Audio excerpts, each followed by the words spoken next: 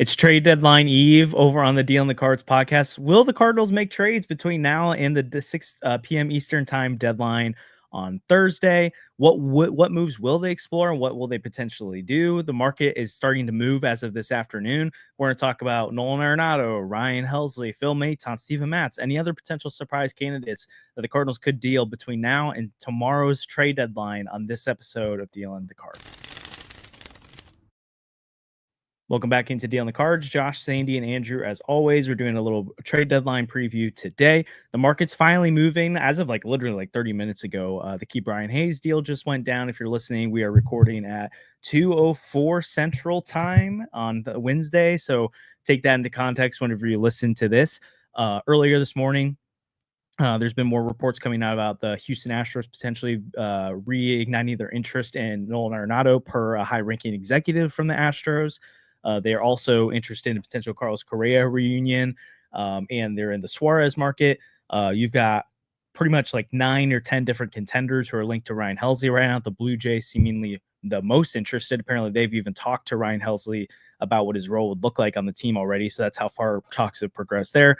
Phil Maton, obviously, is an arm that around the league a lot of teams like. Steven Matz. Could Jojo Romero move? I think we're past the Brendan Donovan stuff at this point, but you never know if a surprise trade could happen.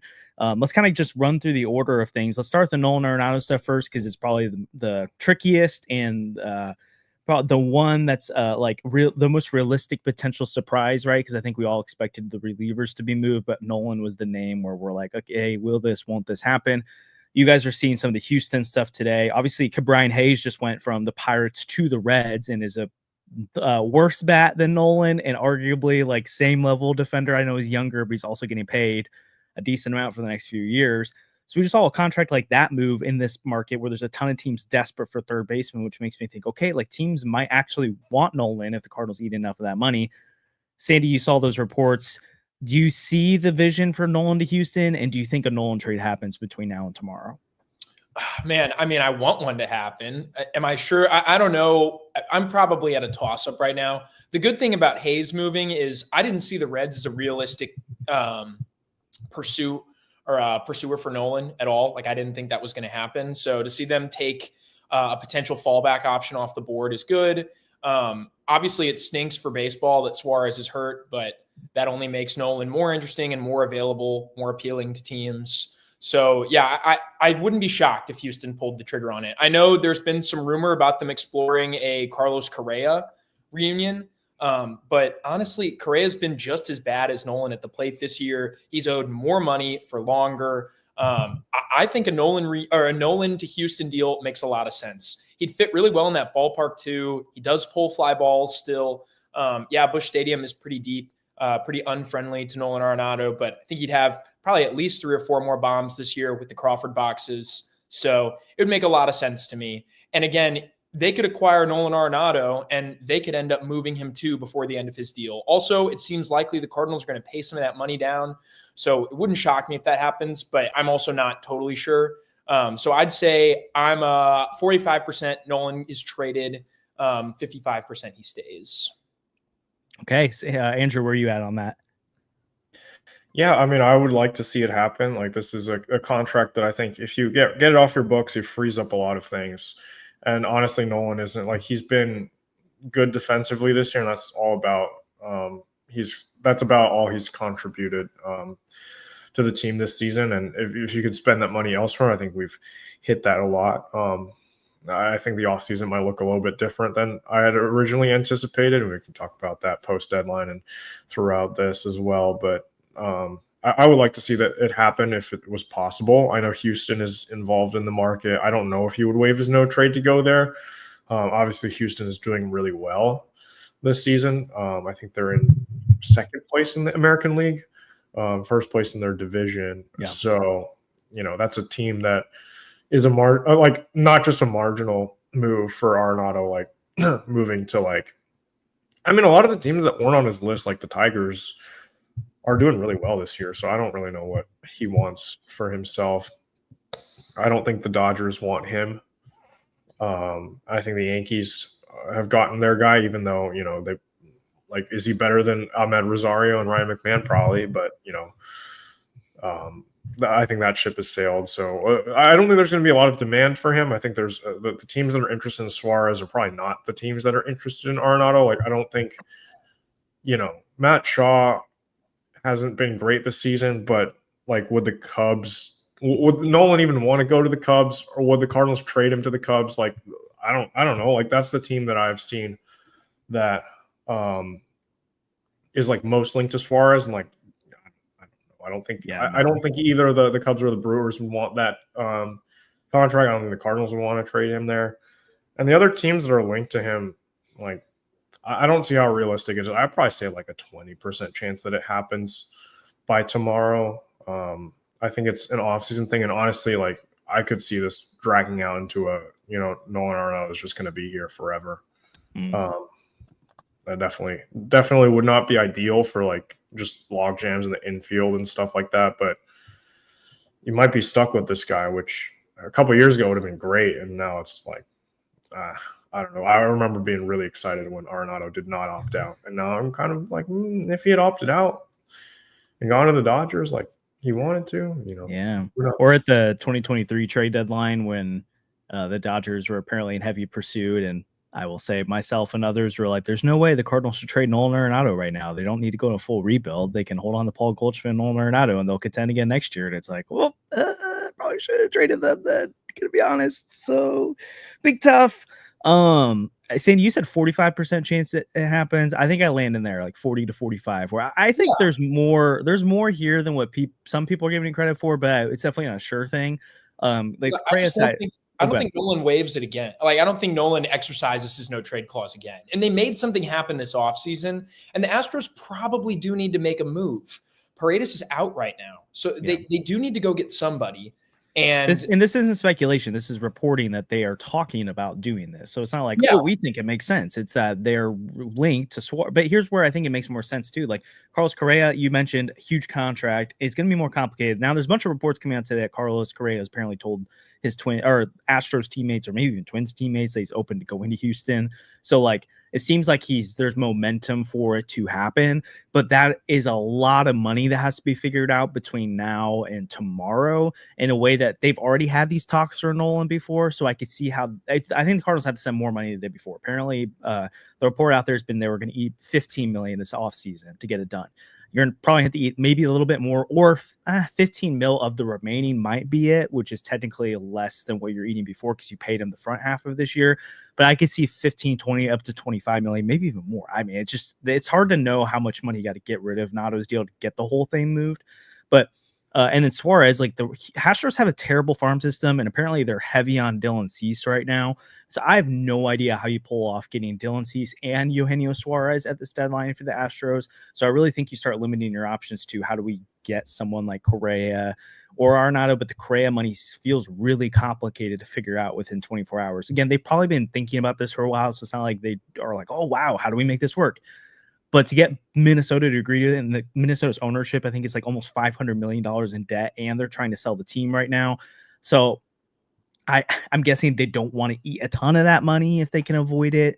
So anyways, that's where I think it all gets pretty complicated, and where I think the Nato stuff potentially gets interesting, as well as once Suarez gets off the board, like say he goes to the Cubs, well, the Mariners are left without third baseman. Do they potentially jump in here? And does Nolan say, hey, they're one of the best teams in the American League right now? Like, and look at the Mariners lineup. This isn't the Mariners lineup from the past few years. Like, they have a lot of guys swinging the bat right now. And Josh Naylor just got added to that team. So another big bat would be helpful, but they don't have to get a middle of the order bat from this. So Arenado could be a guy that ups their defensive value. Maybe they think he'll do a little bit better with them. I doubt it. But I still think it's more likely it doesn't happen than it does. But I think I am far more. If you asked me a couple weeks ago, I said there's a 2% chance it happens because he's playing so bad, and it's like I don't know who wants this guy. But especially after this Brian Hayes deal went down, I know it's only like $8 million a year for every year for the next 6 years, but like, and he's young, so you can bet on some upside. But he's not good. He's been terrible offensively. So I could see a team being like, man, Nato's veteran presence, the defense, we can maybe unlock a little bit in the bat.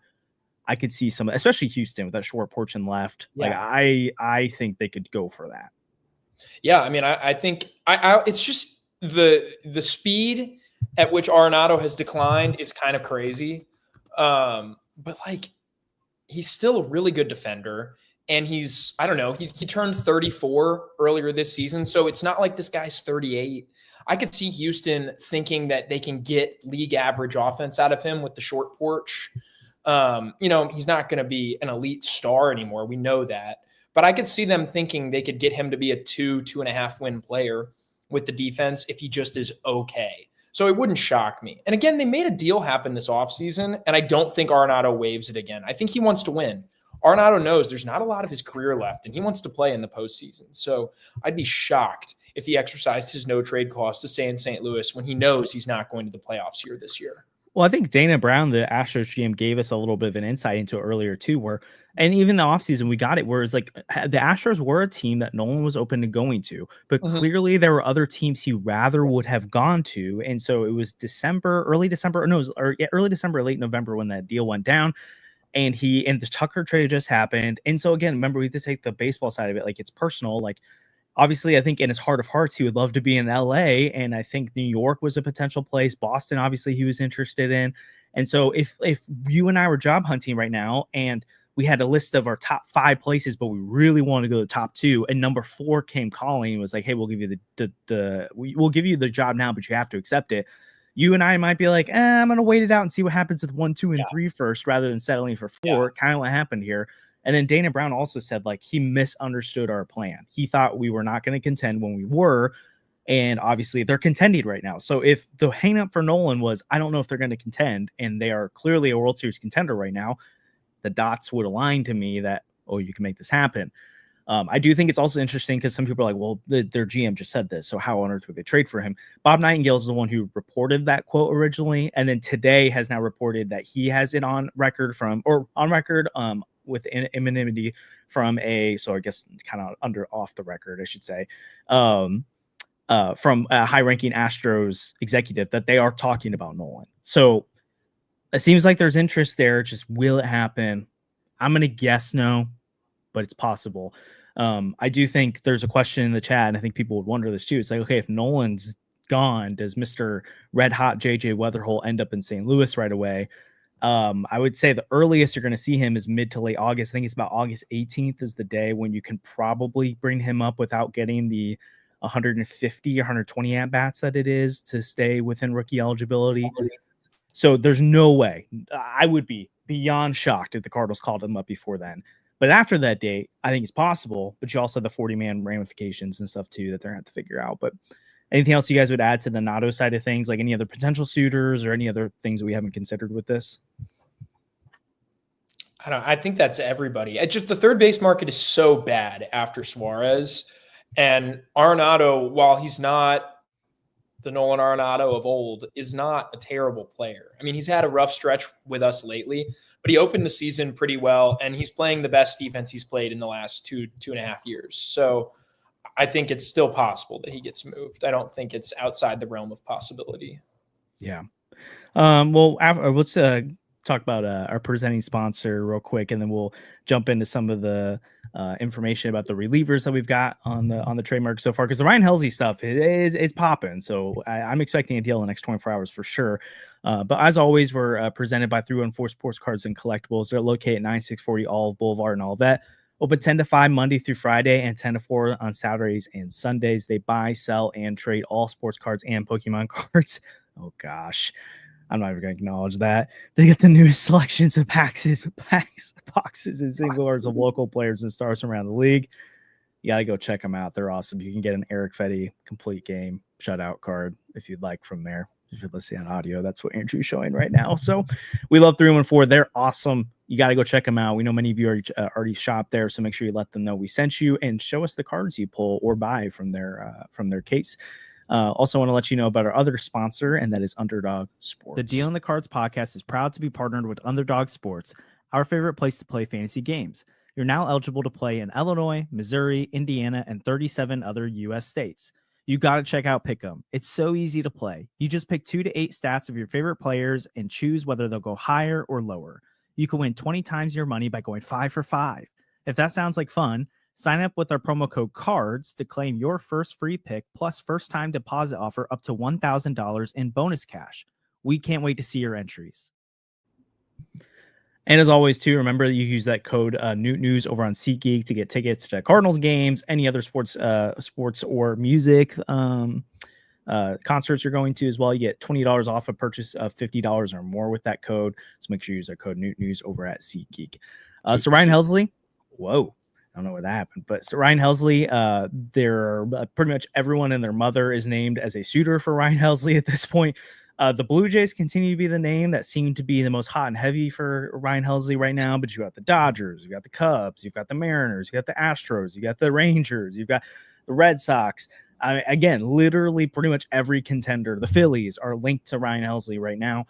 And Ryan Helsley said the other week, 90% chance they got traded. Then he says yesterday or on Monday, I think he gives those quotes to the media saying like, yeah, it would make, I totally see the vision. It makes sense for the Cardinals to trade me. Like they should get more pitching prospects because they're thin right now, and then maybe bring me back in the offseason. Like he was talking openly about he's open to the Aroldis Chapman thing where the Yankees traded him at the 2016 deadline to the Cubs. They re-signed him in the offseason, all that kind of stuff. So first, let's talk about I think coming through on your side, Sandy.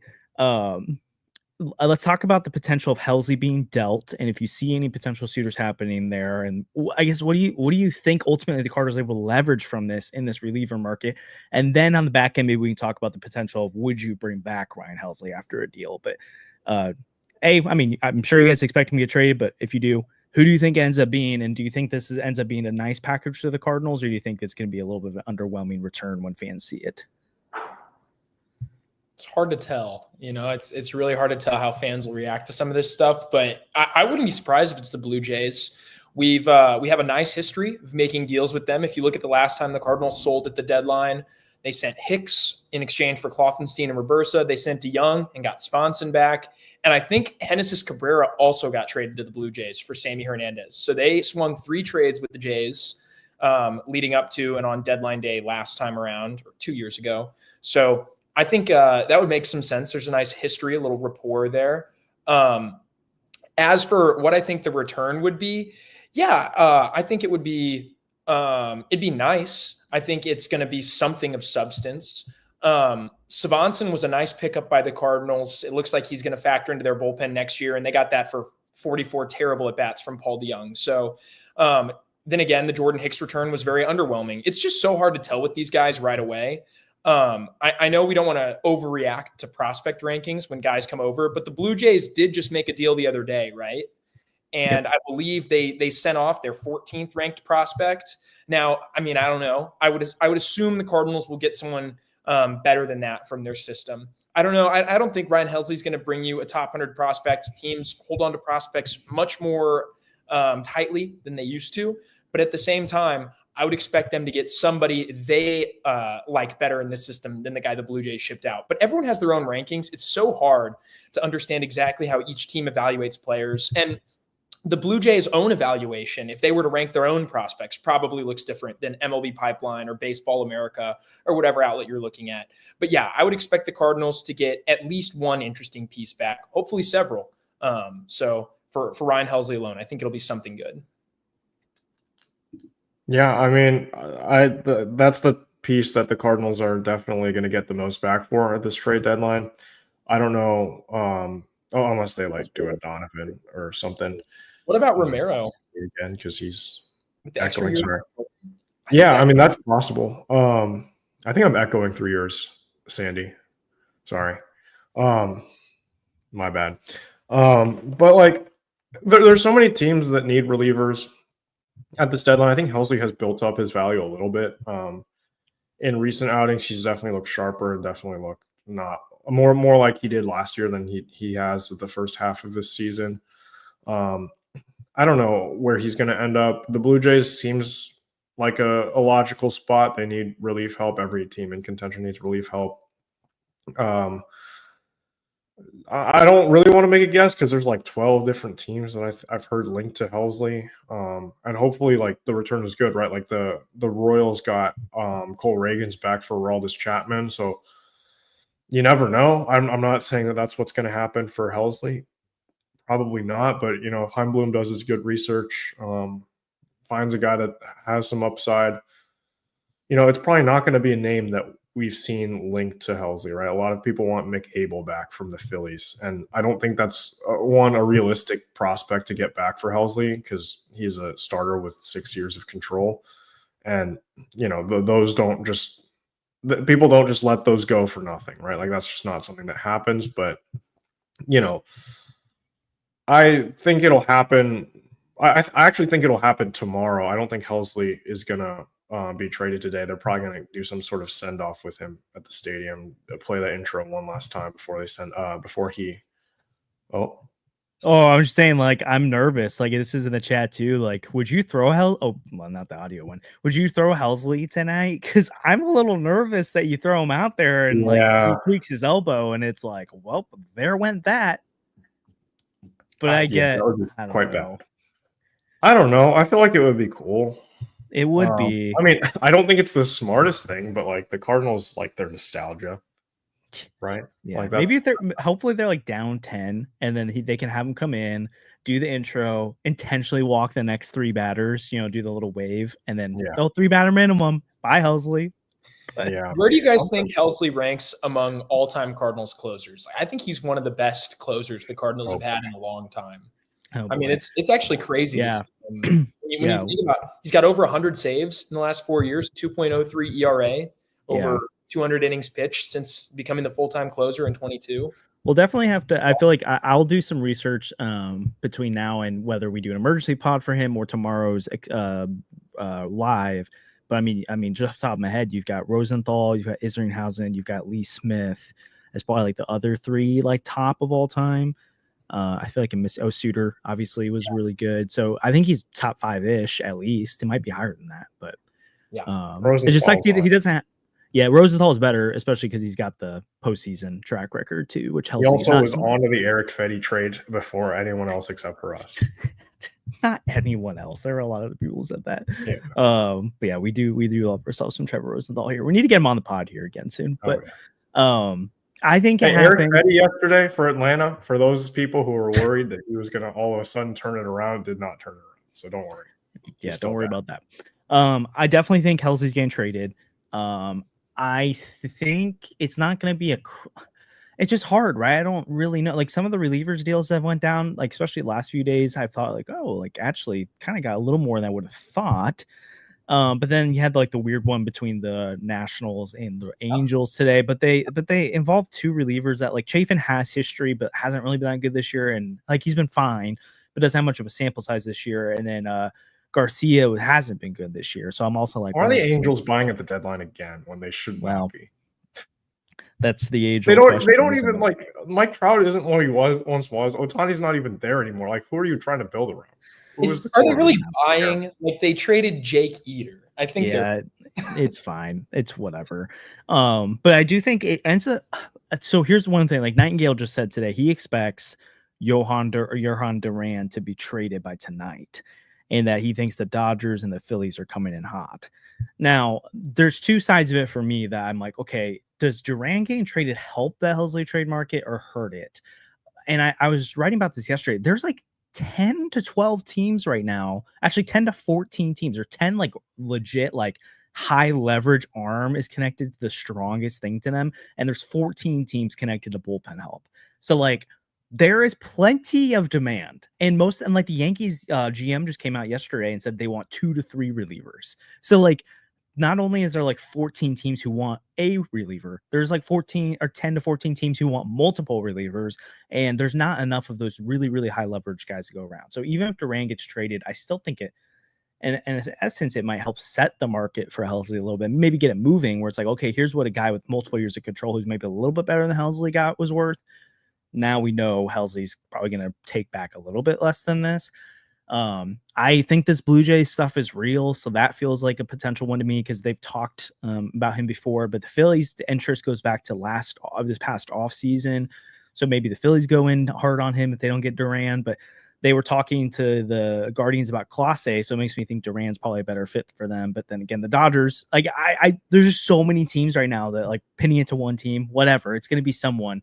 Is it the Yankees, Mariners? I don't know, but I think they'll get a pretty good return.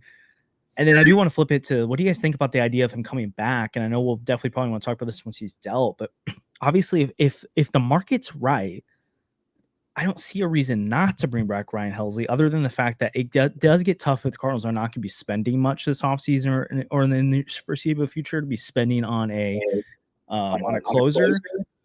But at the same time, I still think Helsley's a guy that you want to have around. He's the longest tenured Cardinal outside of Miles Michaelis at this point, which that'll be changing soon as well after this offseason.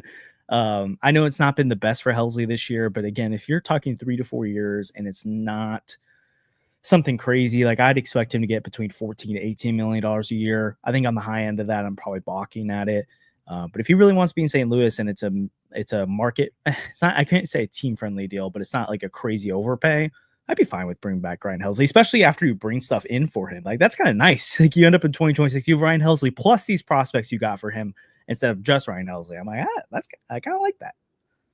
Yeah, I agree with you. I don't think he even has to be the primary closer next year if you bring him back. Although if he's the highest paid guy in your bullpen, he probably is. It just kind of depends how those rules sort out. But I would love that. It'd be really nice. And it's nice to see that Ryan Helsley does not have animosity towards the organization, because I think a lot of fans spend a lot of time hating on the Cardinals, talking about all sorts of stuff, whatever. And we've seen, the Cardinals get a little bit sticklerish at times, taking players to arbitration over, money that we don't think is a huge deal on the outside, or, like even pre-arb stuff with Jack Flaherty and other guys at certain times. So we've expressed displeasure there, but you know what? It's nice that Helsley seems to want to stay here. I think he likes the city. I think he likes being a Cardinal. So yeah, hopefully he doesn't get too much of a taste for postseason success with someone else. It also depends how he performs down the stretch. I mean, if Helsley has a big playoff run or something like that and closes Game 7 of the World Series, then he's probably a lot more expensive. But yeah, I'm with you, Josh. If the fit's right, I'd absolutely bring Helsley back.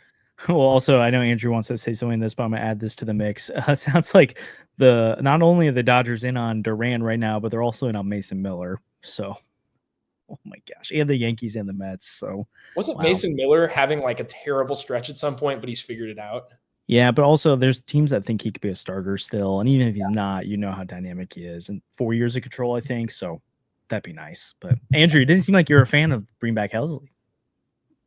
I mean, like, if you're gonna spend that much money on Ryan Helsley, just spend that money on a hitter, man. Like, I don't know. I feel like you could, because that's a supplemental move when you already have the pieces there. I feel like if you bring in the star first that you need, like, why would you spend $14 million on Ryan Helsley when you could just like put that money with the Michaelis money that's coming off the books and the Fetty money that's coming off the books and get something a lot better on the offensive side and try to develop pitching like you've wanted to. It's like I feel like like even if the value is there, like that's a fine move, but it's not going to move the needle that much because Ryan Helsley was already on your team and he wasn't like giving you that much.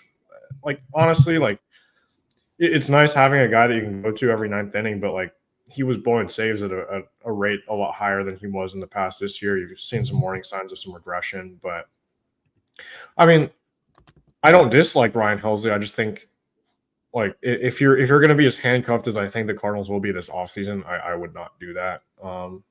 Personally, like you go out and you try to find your Phil Matons for cheap instead of signing one guy, because it's happened so many times. The Cardinals were like, I don't want to give a reliever a contract more than like $8 million because I don't think the Cardinals have had a good one yet. Like in the last like 10 or so years, I don't think they've signed a reliever for more than that, and it worked out. Andrew Miller, Greg Holland, Luke Gregerson. Yeah. Well, I mean, again, we also are talking about a regime change coming, so I feel like that's hard to. But I feel like Heim Bloom also doesn't seem like the kind of guy who would spend that much money on a reliever. He's top in the market on Kenley Jansen for a 2 or 3 year deal. So really? Okay. Again, I don't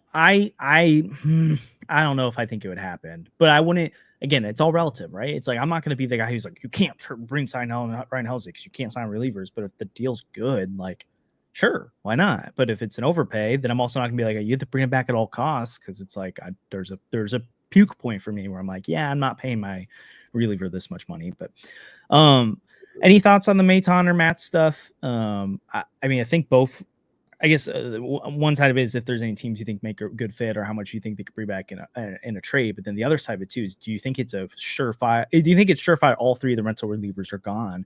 Or do you think there's a scenario here where the Cardinals hold on to Maton or Matz because they're losing Helsley? I don't think they're going to hold on. I don't think they should hold on to either. I'll put that out there first. Yeah. But I think Matt's going to be traded. The salary, it's $2 million. So prorated, that's what, like an additional $660,000. Like nobody's taking on any money. It's so low risk if you're acquiring Matz, and he's been great. So the Cardinals should expect some kind of return for him, or not Matz, sorry, Maton. The low salary I think is going to be attractive. With Matz, you're taking on like $4 million probably. So I could see the Cardinals just be trying to move that money with the way that they have behaved lately, which would be frustrating to me if they ended up getting nothing back for Matz when he's had a really good year. I don't think he had nothing. Well, you know what I mean? If the Cardinals were like, oh, we just need to move the money, if it gets late tomorrow or something like that, and they're like, well, let's just trade him for a bag of balls. I don't think that'll happen. And I think Matz is the first guy moved, actually. I think it makes more sense. But I think both those guys fit on so many of these teams. With Maton, that's a plug-and-play guy in any bullpen in the league right now. He's having a career best in almost every way this year. It's the lowest ERA he's ever recorded. It's his highest ERA plus by like 35 points. He's probably going to set his record for single-season strikeouts. It's the best strikeout rate he's had. His whip is a career low. Like, he's been awesome this year. He's still only 32 as well. So you're not talking about a guy who's really old, who's having some magical year. Like, this guy probably still in reliever prime. I would bet that success continues wherever he goes. And that's a guy I'd be looking to acquire. And Matz can do so much for you. He's a Swiss Army knife. He's shown that he can stay healthy this year, which I think is really important for opposing teams. And look, he's a guy that can make a spot start for you. Like, you could acquire him as a starter and he'd be a really cheap plug and play starter for some of these teams, maybe on the outside looking in. And if you don't want him as that, he's a great lefty option in your bullpen. He's pitched in high leverage situations for the Cardinals. He's done mop-up duty. He's done multi-inning relief, and he's made spot starts. That's a perfect guy to add your bullpen. So I think both those guys should be traded. I'd be surprised if they aren't, and I hope the Cardinals are able to move them. What you thinking, Andrew? Sell them all. All the relievers. Sell them all. Like, if John King gets you something, I don't know who wants John King. His numbers have been terrible. I'm sorry, Sandy. John King is hurt right now and cannot be traded, so we'll be watching him next. Is he hurt? Or he could be traded. Tommy Edman.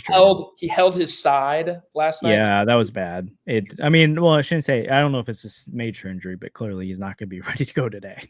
Yeah, but it's like, whatever. If he goes on the IL, like, I don't know. Who wants John King? I have no idea who would want John King. Okay. I don't understand. John King had 2 really good years right before this, so I don't want to hear it.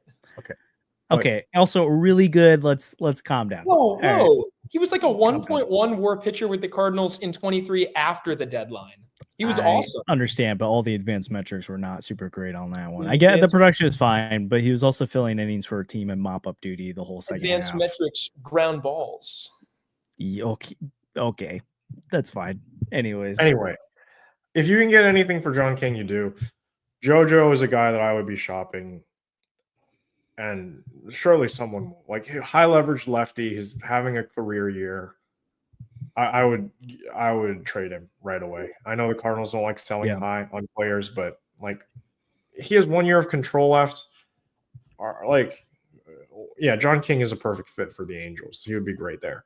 But like, just any reliever that you can find, go do it, because I think there's guys that up in AAA or down in AAA that you could call up, like Roycroft and Fernandez, who are bad, but like, I feel like both have some amount of upside where they could, figure it out, get some experience in the bullpen here in the big leagues, and that could be hugely valuable for you next year. And some of the guys you get, like you'll probably get a John King type in return, and Sandy will probably have another guy to glaze for the next 3 years, because some of these teams in the return package will probably throw in reliever in that's like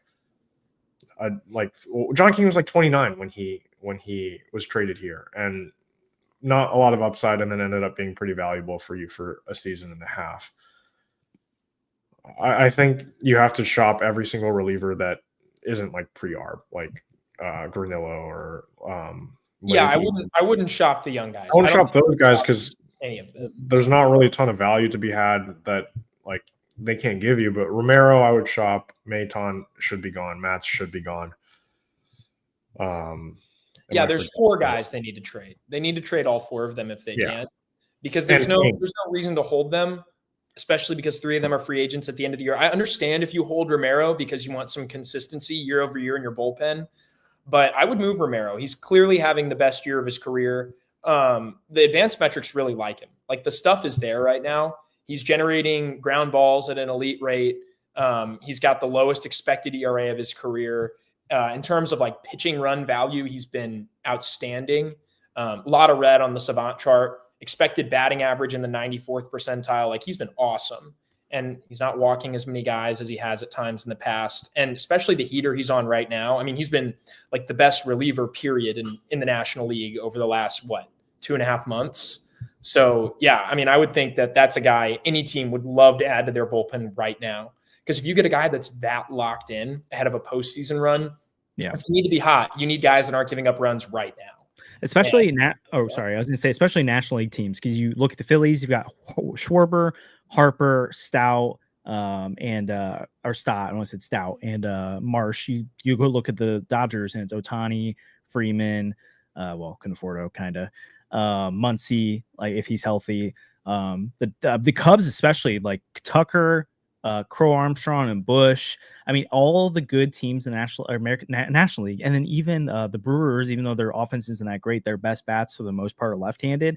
Like, if you're a National League contender right now and you want to go in with a weapon out of the bullpen to shut down these opposing offenses, JoJo is one of them. And again, like, when you get to the bullpens in the 5th, 6th inning, it's not good enough just to have one of those guys. You need 2 or 3 of them to be able to navigate a lineup over a series where you can go to.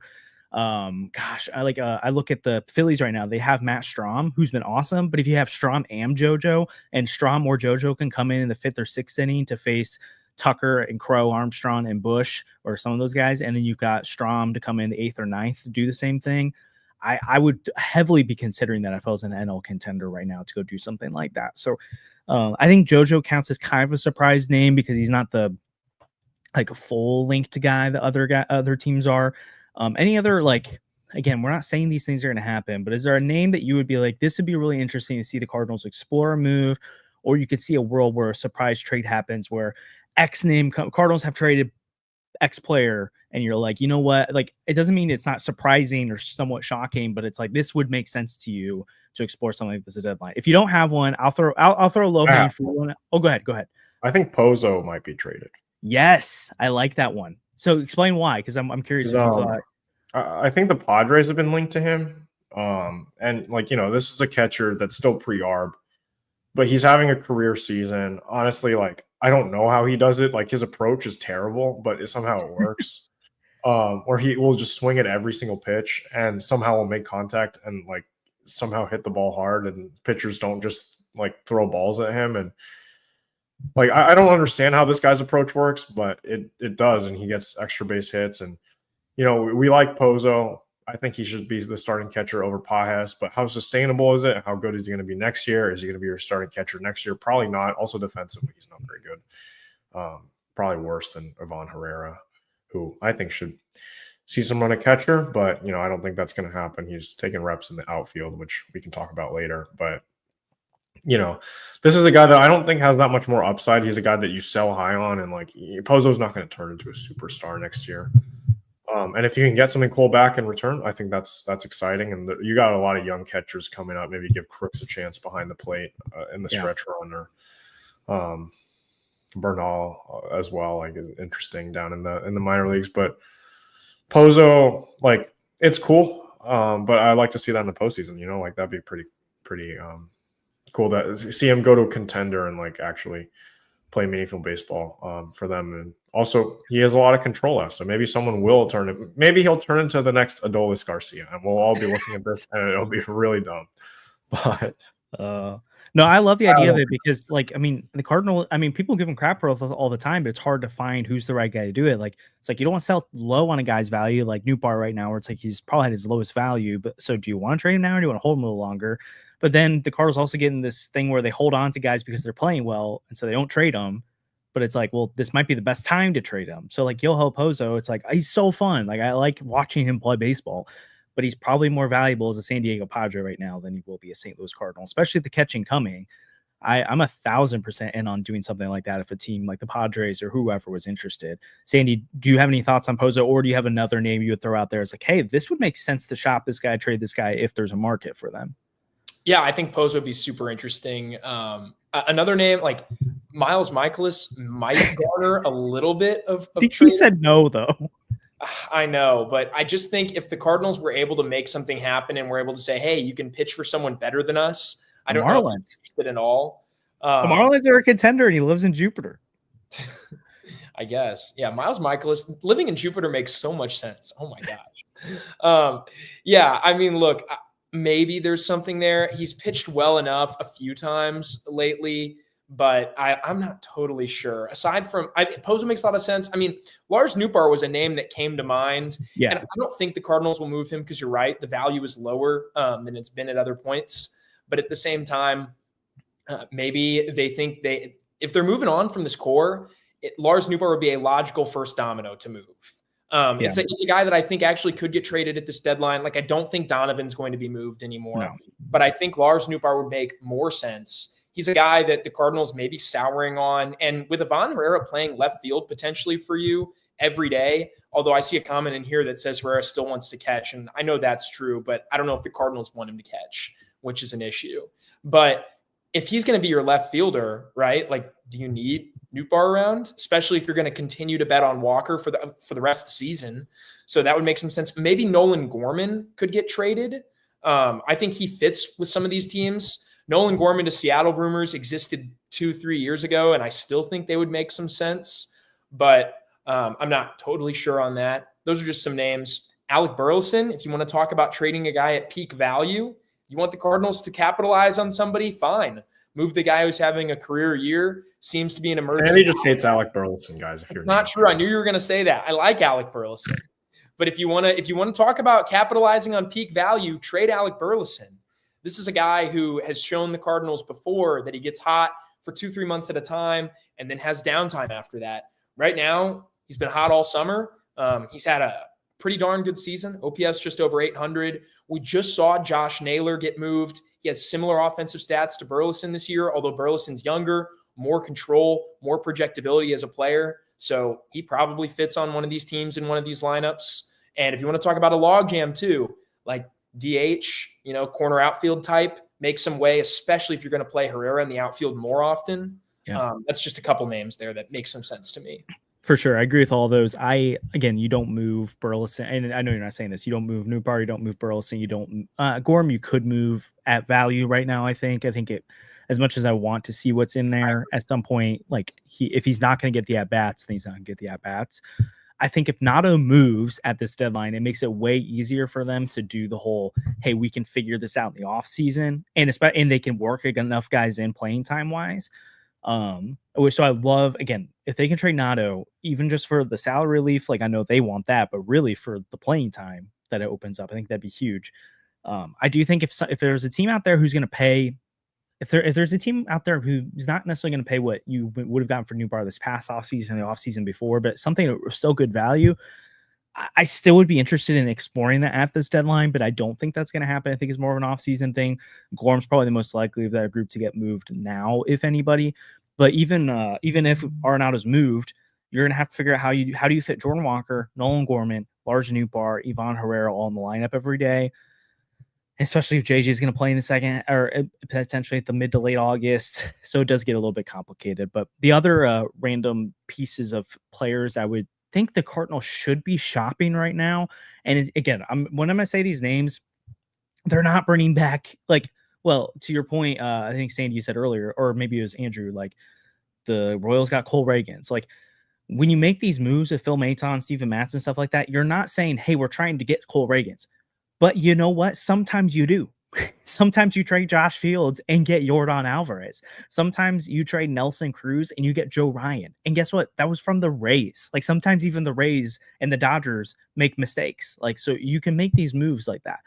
And I trust the Heim Bloom and Rob Cerfolio to potentially target those high upside guys, or those guys they think they can do something with more than maybe what had been happening with Gary LaRocque. But sidebar, I think moving some of the 40-man roster clutter at this deadline would be really helpful. Is there a rebuilding team out there that wants to see what Luke and Baker can do down the stretch?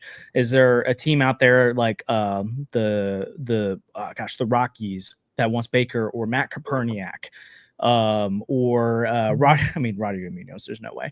But like, is there any of those kind of names right now for me that they can move on from and get anything, even if it's literally just like a low A ball guy who's like a 99% chance is not going to work out?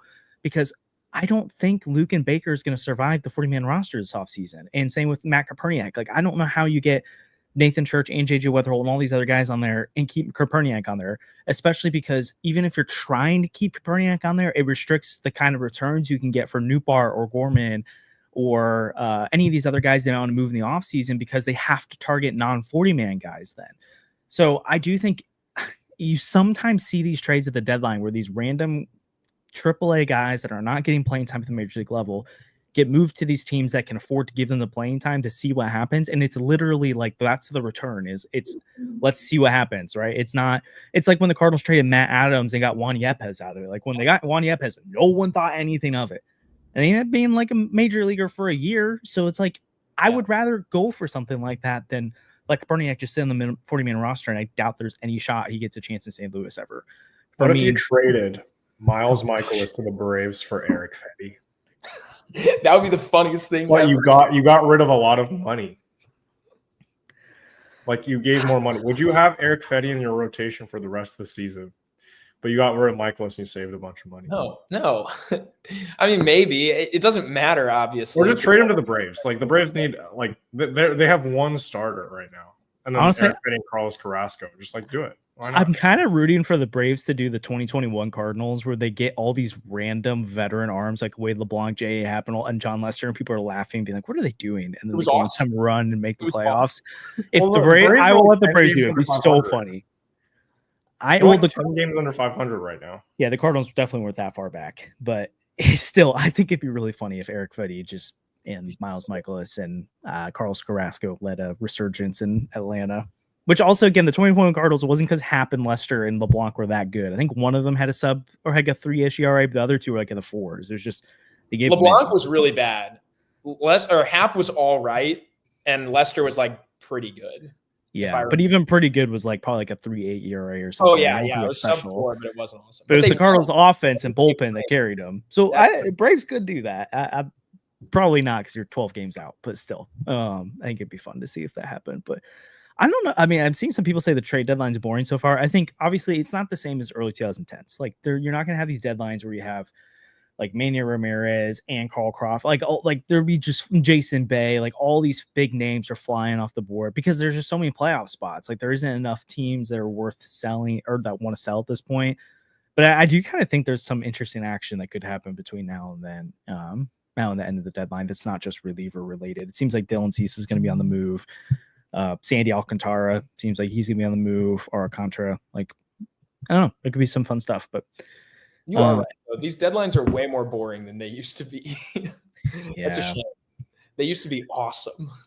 I mean nothing's happened. Like, I feel like Juan Soto got traded like that was the last big deadline. I feel like, but Juan Soto got traded like the day of, right? Like, yeah, I mean everything heats up the day of still, and there's still like a big flurry of moves at the end, and it's still pretty cool. But you're right. I mean, there are too many teams that think they're in it, which should make it good as a seller. Should be able to unload pieces. But teams just don't hand out big prospects anymore at deadlines. Everyone prospect hoards so much now.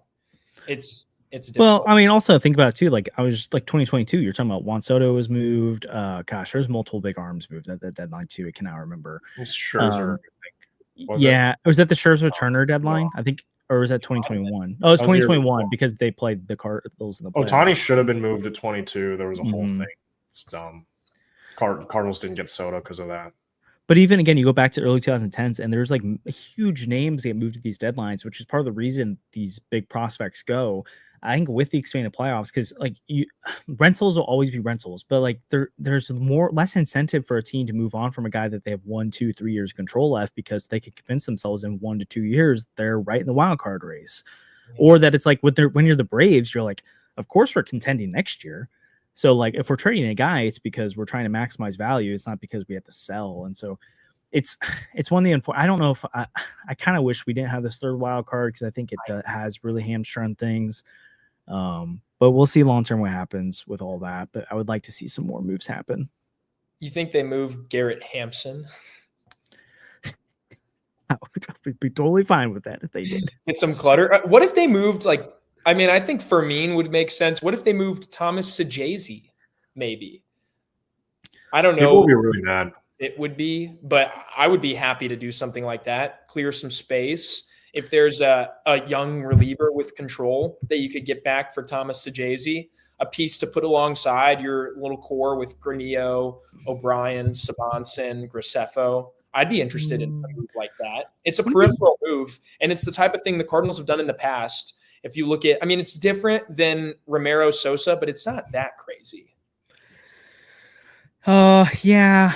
I mean, he's a top 30 prospect in the Cardinals system. He was like a top, but he wasn't at JC level. System. If you could guarantee me what you're going to get, what you got out of JoJo, then maybe you do it. Right, totally, but I still think there's value of you've got JC for 2 more years at least of pre-arb salary off the bench as a backup utility infielder. And he might be, he'll be hotter at another deadline for sure. Yeah, again, with the names we're throwing out here, most of them, it's like, hey, if there's the right offer. Yeah, like on pretty much every player on the team right now, if the right offer comes in, yeah, sure. So JC's not one I'd be actively shopping, because I think you're probably going to get less than what you would want for him. But who knows? We'll see what happens.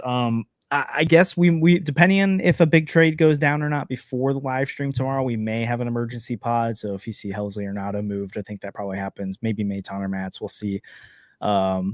But again, it seems like most of the reporting seem to indicate, especially these high-end relievers, that we're not going to see that happen until within 24 hours of the deadline. So the deadline's at 6 p.m. Eastern time tomorrow, 5 p.m. Central time. So we're just over 24 hours away from the deadline at this point. So we'll be covering again. Kareem will be joining us for the live stream tomorrow. So we'll be covering all the moves that are happening across the league, as well as what the Cardinals are up to and doing. We'll react to especially having Kareem on, that'll be nice. Again, he's not going to be uber familiar with every prospect moved at every moment, but he'll be able to give some reactions about some of the guys that are being sent in trades. Yeah, it should be a fun time. Like and subscribe, especially with you now. Again, we've got this episode. We'll maybe have an emergency pod between now and tomorrow.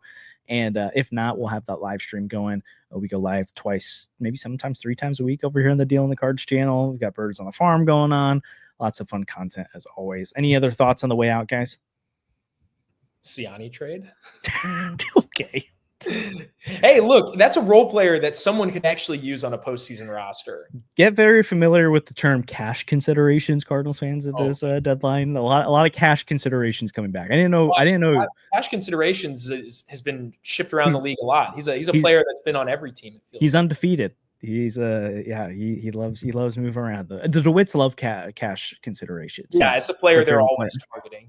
So Arby's gift cards, well, I guess they give those out, but they love themselves some cash considerations. They'll take them back, which means we can't use them. You know, that's true. Oh my gosh. Oh no. Hey, do you think there's a move made today? Let's just end on that. Like, do you guys think there's a move made today? And if by the Cardinals, is it a big enough move that there's a second episode today? Kind of hope not. I got a lot going on tonight. I know. I don't think there will be, and if there is, I don't think it's big. Yeah, I think if Helsley thinks tomorrow, and if Nato happens, I think it's tomorrow. Yeah, and JoJo, if JoJo happens, I think it's tomorrow. Maton maybe today. I think Matz is the only one I could see happening today. Matz would make sense to me today, but we'll see. Yeah. So, anyways, thanks for tuning in. As always, like and subscribe helps channel a ton. We will see you guys tomorrow, unless there's some big move between now and then. But happy trade deadline. Thanks, Mo. Thanks, DeWitt.